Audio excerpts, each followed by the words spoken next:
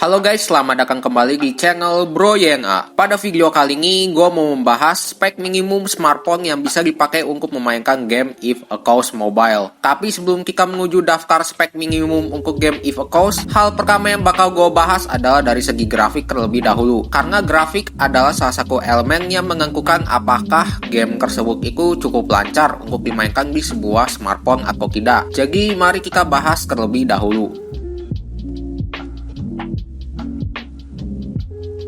Ya, gue bisa bilang rendering pada game ini masih belum merata. Gue masih menemukan adanya lag pada saat pesawat memasuki portal atau melakukan perpindahan ke map yang lain. Namun, hal tersebut mungkin masih bisa diimprove lagi oleh Netgear ke depannya. Nah, untuk bagian rendering pada bagian pemuatan menu dan sebagainya sih, gue rasa sudah cukup secara overall. Kalau ngomongin soal tekstur, game ini tidak perlu diragukan lagi. Meskipun game If A Cause menampilkan tekstur yang cukup halus, namun ia tetap mempertahankan kegikelan pada objek lain seperti garis pada pesawat, bintang sebagai pemandangan, dan masih banyak lagi yang tidak bisa gue sebutkan satu persatu. Game ini sendiri menawarkan visual efek yang menurut gue cukup fantastik sekali, mengingat game ini bergenre sandbox RPG. Ketika bertempur dengan pesawat lain, teks dan efek ledakan yang diberikan sepertinya memberikan kesan pertempuran yang cukup dramatis. Meskipun ada beberapa kasus di mana gue menemukan secara tekstur efek ledakan yang diberikan masih cukup halus. Tapi hal tersebut tidak mengurangi poin dari yang sudah gue jelaskan tadi. Nah, untuk lightning dan shadow gue rasa sudah cukup baik, dan jika kalian tahu, game ini memiliki penyimpangan kurang lebih sekitar 2 GB. Dan sepertinya gue mau memberikan list spek handphone untuk memainkan game If A Cause Mobile. Dan setiap spek akan ditampilkan kurang lebih 30 detik. Jadi silakan kalian untuk melihat listnya.